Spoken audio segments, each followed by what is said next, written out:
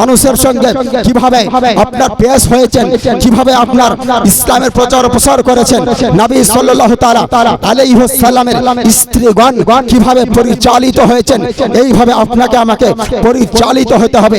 এরই নাম হচ্ছে জীবনী জালসা। মনে মনে ভাবছে মানে বিশাল বড় বড় আপনার টান দিচ্ছে হযরতে মা আমিনা আর হালিমা টান দিচ্ছে, আর মনে মনে যে সুবহানাল্লাহ, আল্লাহর সামনে বলতে খুব মজা লাগছে, মানে শুনতে খুব মজা লাগছে। আর এটা বোধনাই করতে শুধু শুনলে হবে না, শোনার সঙ্গে সঙ্গে ভাবতে হবে যে নবী আকরাম সাল্লাল্লাহু তাআলা আলাইহি ওয়াসাল্লাম নিজের কিভাবে জীবন যাপন করেছেন, এই রকম জীবন যাপন আমাকে করতে হবে।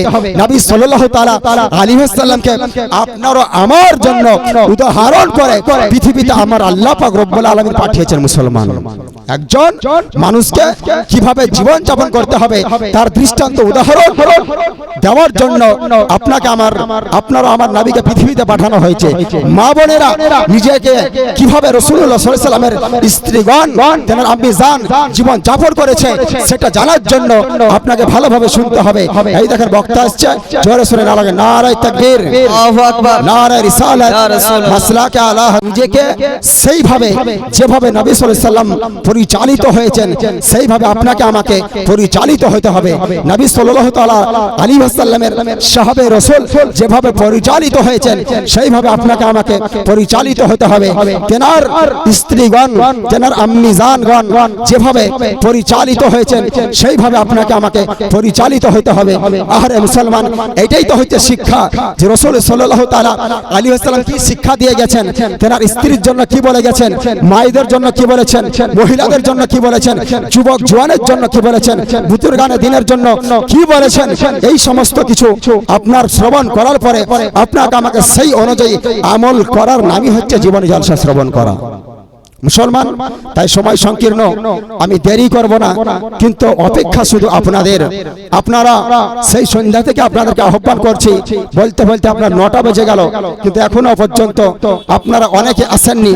অথচ আমি জানি রাত্রি 9টা বাজলে মা ও বোনেদের অনেকের কাজ থাকে না, আপনার তারা মোবাইল নিয়ে সিরিয়াল নিয়ে ব্যস্ত হয়ে থাকে। আফসোস মুসলমান যে সিরিয়াল নিয়ে বিছানাতে ব্যস্ত হয়ে যাচ্ছেন, আর এখানে জান্নাতের মাহফিল সাজানো হয়েছে, এই জান্নাতের মাহফিলে আসার তৌফিক হয় না।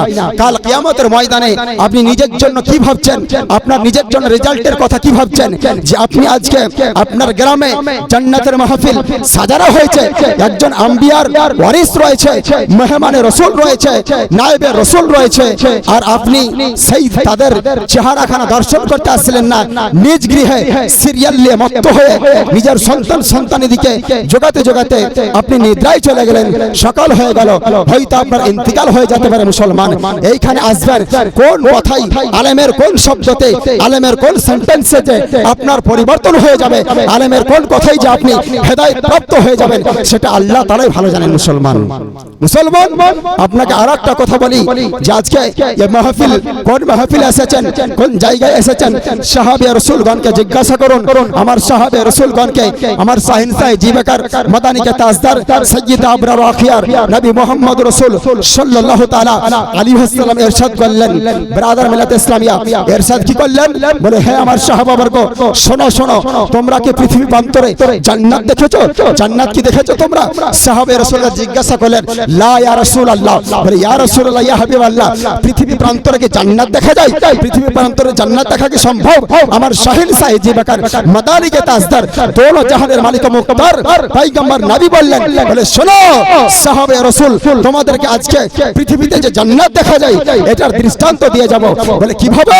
বলে এইভাবে যে যেখানে যে স্থানে আমি রাসূল আর আপনারা আমার সকলের আল্লাহ তাআলার জিকির আজকার করা হয়, অর্থাৎ রাসূলুল্লাহ এবং আল্লাহ তাআলা এবং আল্লাহ রাসূলের যেখানে জিকির আজকার করা হয়, সেই স্থানটা অন্য কোনো স্থান নাই, বরং সেই স্থানটা জান্নাতের স্থান। বলুন সুবহানাল্লাহ।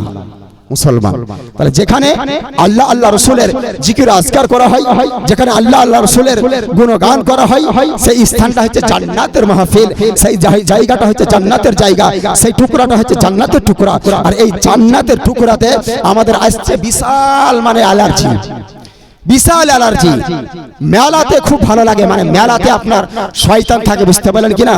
মেলাতে শয়তান সদা সর্বদা আপনাকে আমাকে মানে ঘিরে রয়েছে যে কিভাবে জাহান্নামে নিয়ে যাওয়া যায়, কিভাবে নিজের দলটাকে ভারী করা যায়।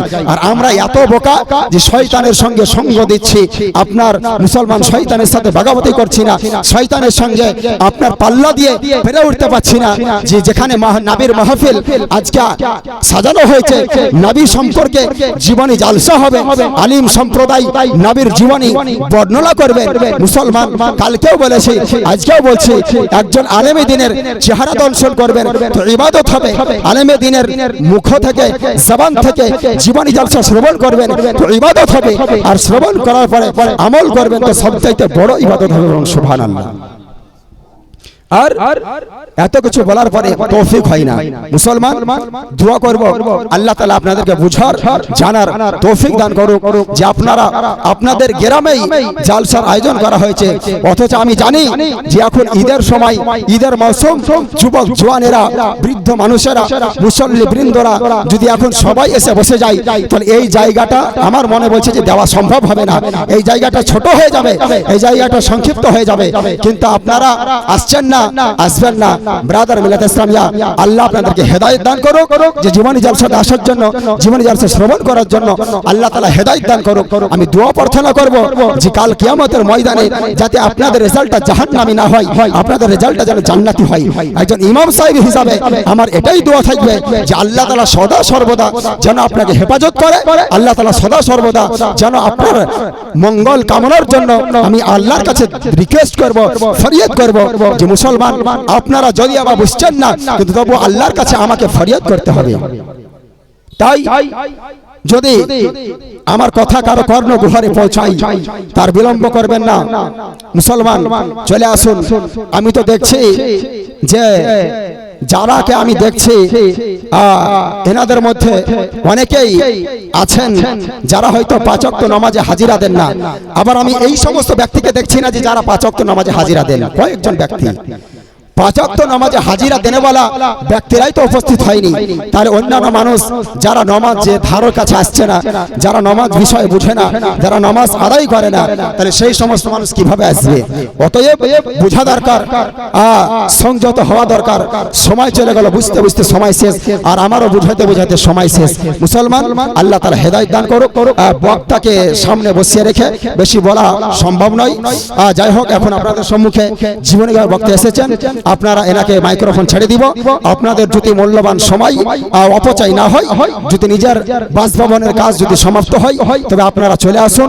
ব্রাদার মিলাত ইসলামিয়া এখন আপনাদের সম্মুখে ওয়াজ ও নসিহতের জন্য আসছেন, জীবনীর জন্য আসছেন হযরতুল আল্লামা মাওলানা তাফাজ্জুল ইসলাম কালমি সাহেব। হযরতের ইস্তেকবালের জন্য একবার জোরদার নারা গান বলেন, নারায়ে তাকবীর, আল্লাহু আকবার, নারায়ে রিসালাত, ইয়া রাসূলুল্লাহ, মাসলাকে আলা হযরত জিন্দাবাদ, হযরত মাওলানা তাফাজ্জুল ইসলাম কালমি সাহেব জিন্দাবাদ।